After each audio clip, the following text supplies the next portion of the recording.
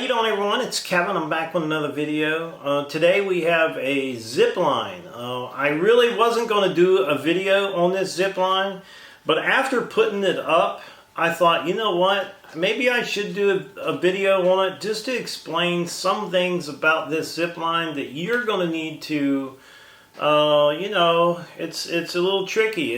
I don't think the ordinary old person is just going to go out and throw this zip line up and think it's going to work perfect.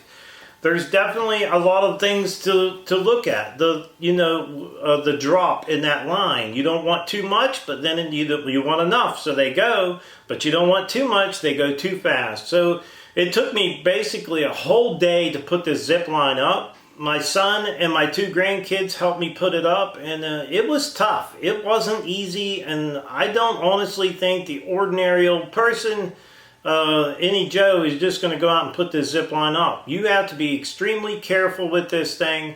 So we're going to go out and show you a little bit about the zip line and how it works and what I had to do to get this zip line up.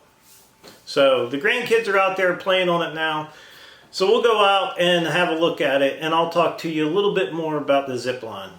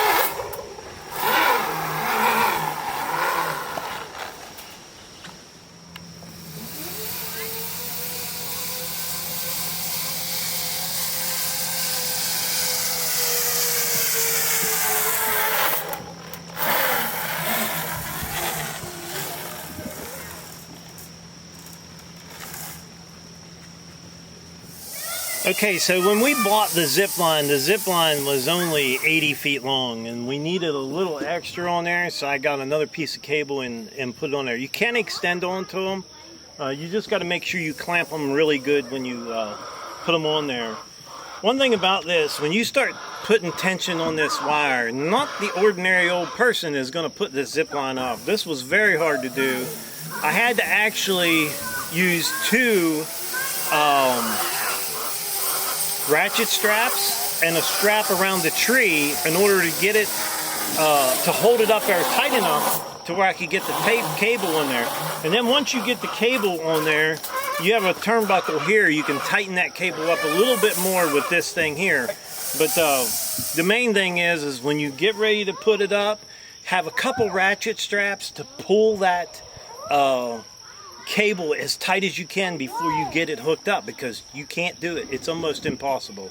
So a couple things about the zip line that's a little bit rough, and if you notice, as you see when the kids get off of, when them short kids get off of the zip line and they're up, you notice the seat wants to come up and hit them in the bottom of the chin, and it has hit a couple of the kids here at the house. So that's something you have to watch for when you're setting your zip line up. Make sure that someone's there to help the little ones get off of this zip line.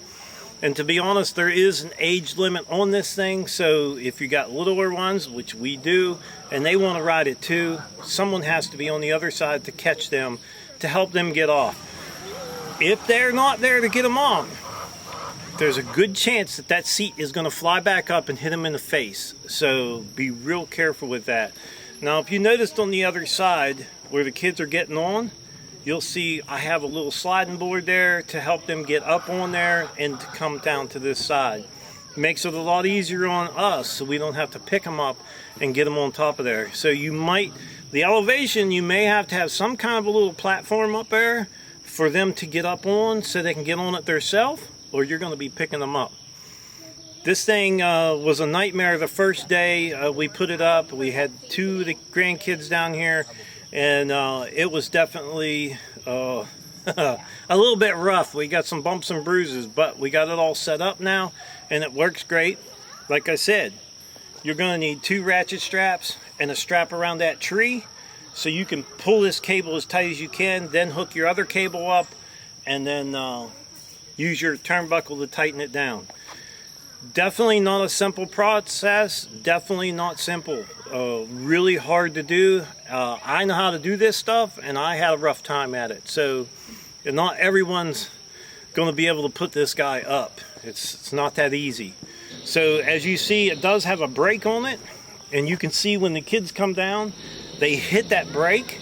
And that's just basically, looks like a 4-foot spring. Let me show you the spring. This is the spring right here. When they come down, they hit this spring, and it springs all the way down to there. It's about 4 foot long, so it does give them a little cushion when they come to a stop. So you don't want too much of a slope on it. You're going to get them going too fast, and that's not good. You want just a gradual ride down and a stop, not so hard. Sometimes I think ours might be a little bit hard there, but they seem to be okay on it. But this is definitely something you will have to watch. And that cable is tight. That thing is really, really tight. Now, as you see, when the kids come down, you want a little bit of slope in it, because that's what slows them down when they come to the other side to hit that spring. So, just a little bit about the zip line and putting it up. Try to protect your trees as much as you can. We're not going to leave this up all winter. They give you some of these to put on here, but we're going to take these off when I take it down for the winter, and I'm going to I have some heavy waterline plastic pipe, 3/4 inch. I'm going to slide it on there, and that'll help keep that from cutting into that tree. So this one's probably about close to 90 feet long, but the zip line itself is only 80 feet. Like I said, we extended onto it over here on that side.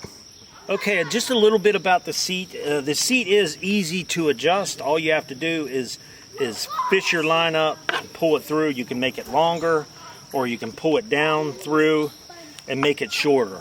Because your kids are all going to be different size. Their arm lengths are going to be a little bit different. So when they're holding on, you want to make sure they got pressure on the seat and they're holding on to the handlebar. This thing is not yet broke in.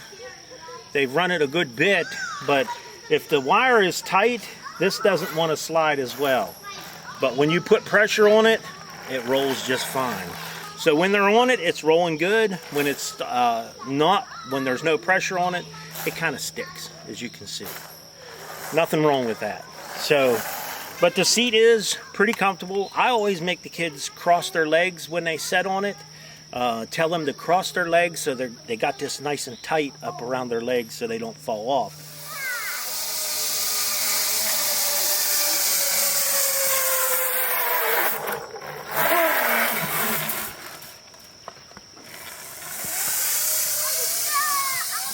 So the zip line is really fun. As you can see, they have a good time with it. The few things that I really don't like is like when the kids are short and that zip line, if it's not low enough to the ground for them to jump down and hit the ground, the seat wants to come up and hit them in the face. So we have to be really careful there. That could lead to somebody getting hurt, and we don't want that. Now, when you're installing that thing, it's not an easy process. Me and my son put that up, and it took us all day to put that zip line up, and trial and error. Where your zip line is hooked on and where it drops, the drop you don't want too much, because then the kids are going too fast. You don't want it too high because they won't even go across. It just has to be right, and you're going to take that thing down and put it up several times until you get it right. And then what I would suggest on is marking your trees where you're putting it. I will be taking mine down every year and putting it away for the winter, because I don't want it up all winter long. I don't want it cutting into them trees. So definitely not easy to do, but it can be done. Take your time, get a couple ratchet straps, put 2 of them on the tree, when you're releasing that tension in that cable, break one loose and then break the other loose and another one, and just do it a little bit at a time until you get it loose. If you don't, you're going to snap it loose and it's all going to go at one time, and that's not good. That cable is super tight on there, and it has to be tight in order for them to use the zip line. So be real careful with it. I would like to tell everyone, thanks for watching the video. Don't forget to subscribe. Leave me thumbs up, thumbs down, or a comment if you'd like. Until next time.